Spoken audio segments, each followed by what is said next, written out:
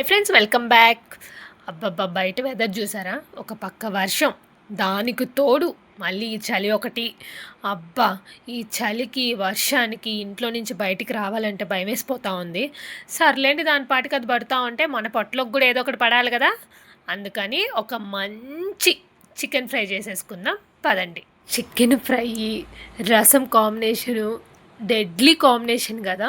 ఎంతమందికి ఇష్టమో నాకు కామెంట్ చేసేసేయండి. ఇప్పుడు ప్రాసెస్ చేసేద్దాం పదండి. ఇప్పుడైతే చికెన్ అయితే నీట్‌గా క్లీన్ చేసేసుకున్న తర్వాత 2 టేబుల్ స్పూన్ పసుపు, రుచికి సరిపడినంత సాల్ట్, 2 టేబుల్ స్పూన్ ఆయిల్ అయితే వేసేసుకొని బాగా మ్యాగ్నేట్ చేసేసుకున్న తర్వాత స్టవ్ ఆన్ చేసేసి స్టవ్ మీద పెట్టేసుకోవాలి. ఇప్పుడు స్టవ్ ఆన్ చేసిన తర్వాత ఒక 2-3 మినిట్స్ కుక్ అయిన తర్వాత ఏంటంటే ఒక పెద్ద సైజు ఉల్లిపాయను కూడా కట్ చేసేసుకొని యాడ్ చేసేసుకోవాలి. ఈ ఉల్లిపాయ వేసిన తర్వాత ఒక 4 మినిట్స్ కానీ కుక్ అయిన తర్వాత ఏంటంటే ఒక 2 టేబుల్ స్పూన్ అయితే కారం పౌడర్ అయితే యాడ్ చేసేసుకోవాలి. ఇప్పుడైతే ఈ విధంగా ఒక 5 మినిట్స్ అలాగా కొంచెం మగ్గనిచ్చిన తర్వాత ఏంటంటే ఒక చిన్న సైజు టమోటాలు 2 తీసుకొని కట్ చేసేసి వేసుకున్న తర్వాత నేనైతే చికెన్లో అయితే అసలు వాటరే యాడ్ చేయలేదు.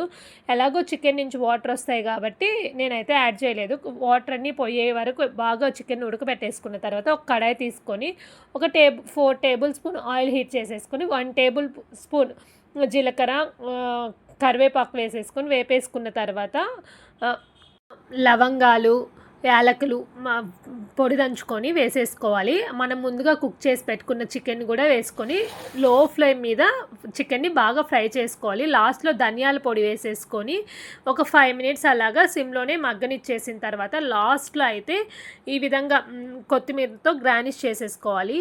అబ్బా! ఎంతో టేస్టీగా ఈజీ ప్రాసెస్లో అయితే చికెన్ ఫ్రై అయితే రెడీ అయిపోయింది. వీడియో నచ్చితే ప్లీజ్ లైక్, షేర్, సబ్స్క్రైబ్.